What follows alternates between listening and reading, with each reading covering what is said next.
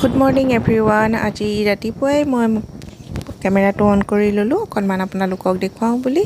মাত্ৰ ৰ'দটো অকণমান ওলাব লৈছেহে আৰু উঠি লৈয়ে প্ৰথম গৰম পানী এগিলাচ খাই লওঁ বুলি পাকঘৰলৈ আহিলোঁ। আৰু এতিয়া ৰাতিপুৱাটো এনেদৰে গৰম পানীৰে আৰম্ভ কৰোঁ, কুহুমীয়া গৰম পানীৰে আৰম্ভ কৰোঁ। তাৰপিছতহে দাঁত ব্ৰাছ কৰিম। মানে মই প্ৰথমতে মুখ নোধোওঁতেই গৰম পানী এগিলাচ খাই লওঁ। আৰু এনেদৰেই ৰাতিপুৱাটো আৰম্ভ হৈ গ'ল।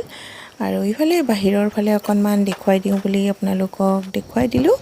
এয়া বাহিৰত আমাৰ পাৰকেইটা ঘূৰি আছে আৰু মায়ে বাৰীত পানী দি আছে। কিবা শাক লগাইছে, কিবা কিবি শাক লগাই থৈছে, তাতে পানী দি আছে। আৰু এইফালে গোটেইখনতে মানে সাৰা পোচা হৈ গ'ল। আৰু ইফালে দানা সিজাই আছে মায়ে। মই কমিৰ পৰা আপোনালোক সকলোকে স্বাগতম জনাইছোঁ মোৰ ইউটিউব চেনেলটোলৈ আৰু লগতে এটা ব্লগলৈ। আৰু আজিৰ ভিডিঅ'টো আৰম্ভ কৰিব লৈছোঁ। গাটো ধুই আহিছোঁ যে, গাটো ধুই এতিয়া অকণমান গোঁসাই ঘৰত চাকি জ্বলাই দিওঁ। আপোনালোকক আমাৰ গোঁসাই ঘৰখন দেখুৱাই দিওঁ। একেবাৰে অকণমানি মানে থাপনা পতা হৈ আছে, গোঁসাই ঘৰ হিচাপত নাই, অকণমানকৈ থাপনা পতা হৈ আছে। আৰু তাতে আমি মানে সেৱা জনাওঁ আৰু আপোনালোকক অকণমান দেখুৱাই দিছোঁ।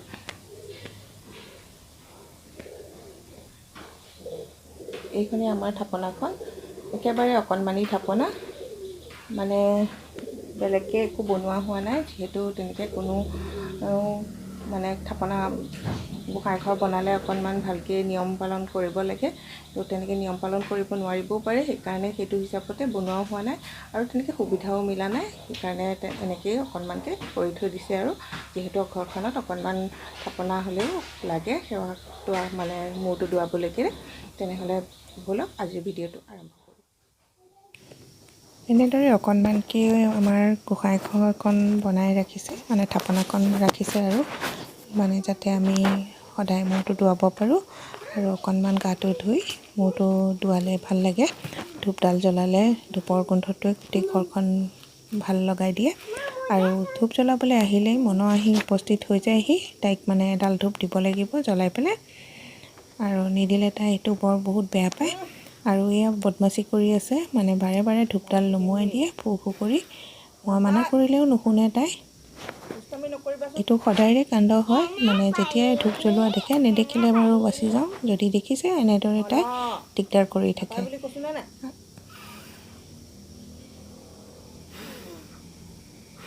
এডাল ধূপ নিদিলে সেইখনো এখন কাণ্ড হৈ যায়।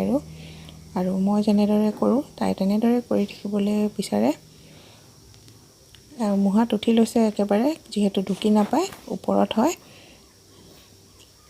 সেইকাৰণে মুহাত উঠি এনেদৰে মানে মই যি কৰি আছোঁ তাকে কৰি আছে।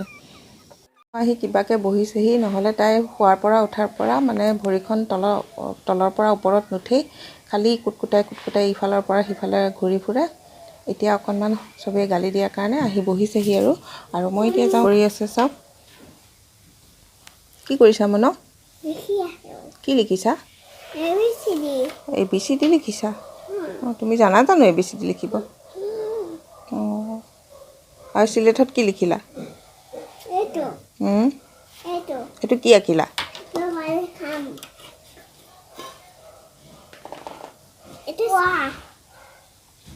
বা, সেইটো কি বনাইছানো? অঁ, বেবী চাৰ্টটো দুডু। অঁ, আৰু এতিয়া কি বনাবা? এতিয়া কি বনাবা? হা? অঁ, বল আঁকিবা। অঁ,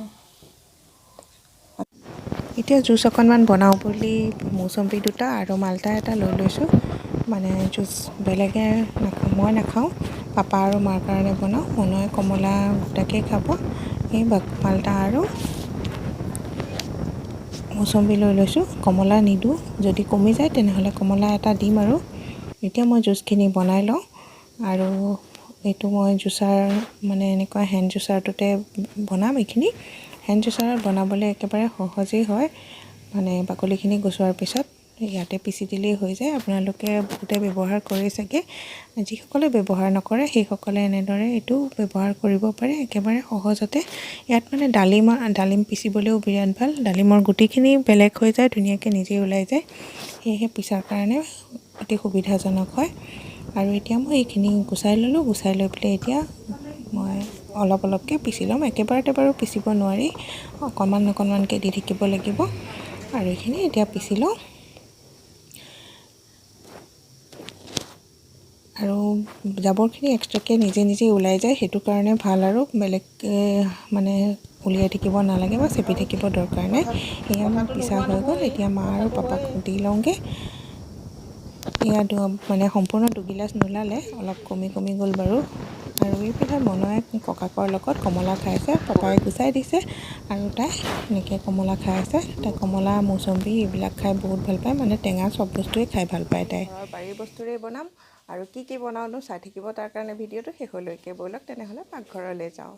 এইফালে এয়া মৰলীয়া শাক ছিগি থৈছে। আপোনালোকে মৰলীয়া শাক কোনে কোনে খাই জনাবচোন। আৰু এইফালে কল পচলা এটাও আনি থৈছে। তো এতিয়া কল পচলাটো ভাজিম আৰু এয়া মই বিলাহী দি বনাম। নহ'লে সেইটো কাৰণে এনেকৈয়ে বনাব লাগিব। আৰু তেনেহ'লে ব'লক বনাবলৈ আৰম্ভ কৰোঁ। এয়া বিলাহী দুটাও মই দীঘল দীঘলকৈ কাটি ৰাখিছোঁ। আৰু এইফালে শাকখিনি কাটি ল'লোঁ। কেৰাহীটো পাতি দিছোঁ আৰু তেল অকণমান দি লৈছোঁ গৰম হ'বৰ কাৰণে। যিহেতু বিলাহী দিম, তো তেলত মই বেলেগ নিদিওঁ, পাঁচফোৰণি দিম। যেতিয়াই টেঙা বনাওঁ, যিকোনো টেঙা বনালে মই পাঁচফোৰণি দিওঁ। আৰু এতিয়া বিলাহীখিনি দি ল'লোঁ। বিলাহীখিনি অকণমান ভাজি ল'ম। যিহেতু মৰলীয়াখিনি একেবাৰে সোনকালে ভজা হৈ যাব, সোনকালে সিজি যায়, সেয়েহে প্ৰথমতে বিলাহীখিনি দি লৈছোঁ। আৰু বিলাহীখিনিত অকণমান নিমখ দি লওঁ। নিমখ অকণমান দি ল'লে সোনকালে সিজি যায়। আৰু বিলাহীখিনি সিজিবৰ কাৰণে ঢাকনখন অকণমান সময়ৰ কাৰণে লগাই দিম। আৰু এইফালে পচলাখিনি কাটি লৈছোঁ। পচলাখিনি চাওক ডাঙৰ ডাঙৰকৈ কাটিছোঁ, মানে মই এতিয়া মিহি কৰিবৰ কাৰণে গিলাচটো ব্যৱহাৰ কৰিছোঁ। আপোনালোকে যদি এনেদৰে পচলা কাটিবলৈ দিগদাৰ পায়, এনেদৰে গিলাচটো ব্যৱহাৰ কৰিব পাৰে। প্ৰথমতে কটাৰী দি ডাঙৰ ডাঙৰকৈ কাটি গিলাচ এটাৰে এনেকৈ দিলে একেবাৰে মিহি মিহি হৈ যাব। আপোনালোকক দেখুৱাই আছোঁ বাৰু। আৰু এইফালে বিলাহীখিনি সিজি গ'ল। এতিয়া মই মৰলীয়া শাকখিনি দি লৈছোঁ। আৰু মৰলীয়া শাকখিনি দিয়াৰ পিছত অকণমান মানে জোখৰ পৰিমাণৰ নিমখ আৰু হালধি দি ল'ম। বহুতে শাকৰ আঞ্জাত হালধি নাখায় বাৰু, কিন্তু মই দিওঁ। মানে হালধি নিদিলে ৰংটোৱে ভাল নহয়, সেয়েহে মই হালধি অকণমান দিওঁ। আৰু এতিয়া জোখৰ পৰিমাণৰ নিমখ হালধি দি অকণমান লৰাই লৈ ঢাকনখন লগাই দিম। মাছ হোৱা হ'লে বেছি ভাল হ'লহেঁতেন, কিন্তু আজি মাছ নাই, সেয়েহে এনেদৰেই খাব লাগিব। আৰু মৰলীয়া শাকত মাছ দিলে খাবলৈকে ধুনীয়া হৈ যায়।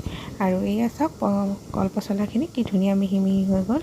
কাটোতে ডাঙৰে হৈছিল। এইফালে আলু কাটি লৈছোঁ এটা, আৰু মচুৰ দাইল কেইটামান তিয়াই ৰাখিছোঁ। তো এনেদৰেই বনাম গোটেইখিনি। আৰু এইফালে মৰলীয়া শাকখিনি ধুনীয়াকৈ সিজি গৈছে। আৰু এতিয়া জোখৰ পৰিমাণৰ পানী দি ল'ম, যোনখিনি মানে আমাক দৰকাৰ হয় সেই অনুসৰি পানী দি ল'ম। আৰু এইফালে মন ক'ত বহি আছে চাওক, মুঢ়া এটা আনি লৈ তাৰ চাজাখনত উঠি লৈ বহি আছে। এতিয়া মই জোখৰ পৰিমাণৰ পানী দি ল'ম, যিহেতু মৰলীয়াখিনি একেবাৰে গলি গৈছে।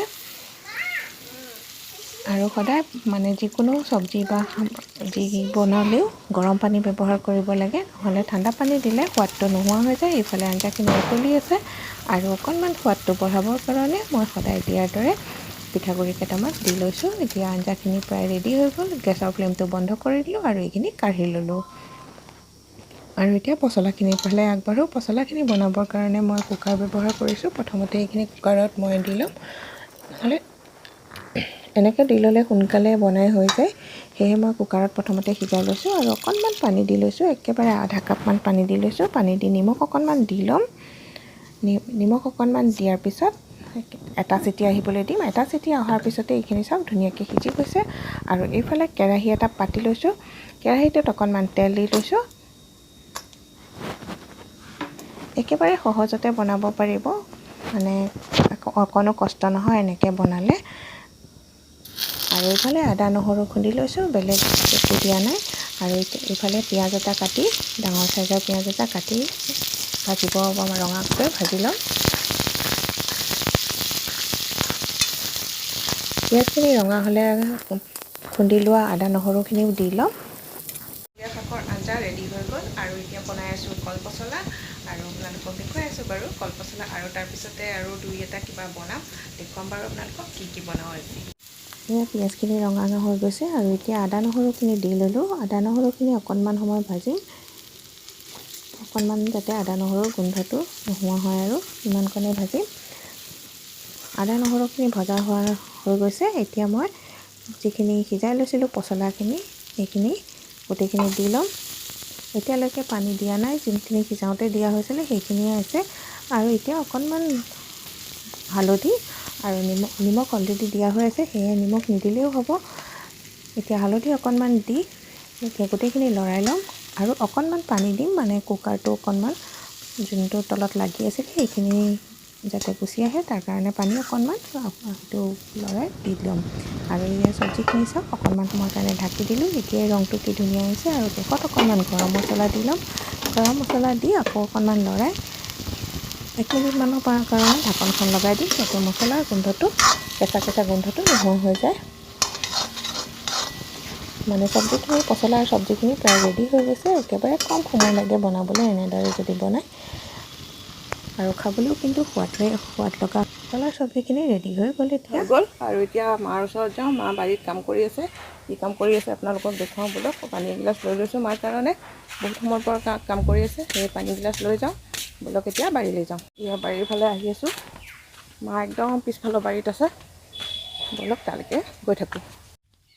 আজি কোনো অহা নাই কাম কৰিবলৈ, কিন্তু মায়ে অকলে কৰি আছে। মানে যোৱাকালিও অহা নাছিলে, তো মায়ে অকলে বাৰীখন অলপ চাফ চিকুণ কৰি আছে। বহুত বাঁহ কটা গৈছে, জেংবোৰ পৰি আছে আৰু পাত পতোৱাবোৰ পৰি আছে, তাকে সেইবোৰ চাফ কৰি আছে। আৰু চাফ কৰি সেইবিলাক জুই লগাই দি আছে।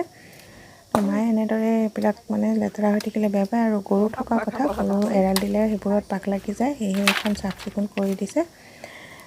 এতিয়া মা পানীগিলাচ দি মানে ভাত খাবলৈও হৈছে যে সেই কথাটো ক'বলৈকে আহিলোঁ। আৰু বাৰীখন ডাঙৰ হ'লে বৰ দিগদাৰ হয়, চবফালে চাফ চিকুণ কৰি থাকিব লগা হয়। আৰু আমাৰ বাৰীখন যথেষ্ট ডাঙৰেই, সেয়েহে বৰ দিগদাৰ হয়, লাগি থাকিব লগা হয়। কোনোবা এটা মানুহ থাকিবই লাগে। লাগি আছে মানে বাৰীখন বাঁহ কাটি মেলি বহুত লেতেৰা হৈ গৈছিলে, সেইবোৰ চাফা কৰি আছে। মানে হাজিৰা মানুহ পোৱা নাই। দেৱেন্দ্ৰ দা দুদিন আহিলে, দুদিন ক'ত 4 দিনেই আহিলে। এতিয়া বেলেগত কাম কৰিব গৈছে, সেয়েহে পোৱা নাই। মায়ে অলপ ঠিক কৰি দিছে। আকৌ সময় হ'লে আহিব আৰু তেতিয়া আকৌ সেইখিনি বাকী থকাখিনি শেষ কৰিব। আৰু তথাপি মায়ে যিখিনি পাৰে মায়ে নিজে কৰি আছে। আৰু মায়ে তেনেকৈ কামত লাগিয়ে থাকে, ইটো সিটো কামত লাগিয়ে থাকে। আৰু মানে এনেই থাকি বহুত বেয়া পায়। নহ'লে ব'লক বাকী ভিডিঅ'টো ফালে আগবাঢ়োঁ। হৈ গ'ল আৰু এতিয়া অকণমান বহিছোঁহি, মনকো গাটো ধুৱাই দিলোঁ। মা আহিলে ভাতকেইটা খাম। আৰু অকণমান বেয়া লাগি আছে, যিহেতু আগতে মানে বিয়া হোৱাৰ আগত ছলমান খানৰ যিয়ে মুভি নাহক চাওঁগেই। এতিয়া ছলমান খানৰ মুভি আহিছে, কিন্তু চাব পৰা নাই কাৰণে অলপ মনটো বেয়া লাগি আছে। মানে বিয়াৰ পিছৰ পৰা তেনেকৈ মুভি চোৱা হোৱাই নাই। ঘৰতে যি চাওঁ আৰু হলত গৈ তেনেকৈ মুভি চোৱা হোৱা নাই। আপোনালোকে টাইগাৰ 3 চাইছেনে? মানে ভাল হৈছে বুলিও, ভাল হওক বেয়া হওক, ছলমান খানৰ মুভি হ'লে মানে চাবলৈ মন যায়। আৰু যেনেকুৱাই নহওক, তেনেহ'লে এতিয়া চাব নাই পৰা আৰু কি কৰিম।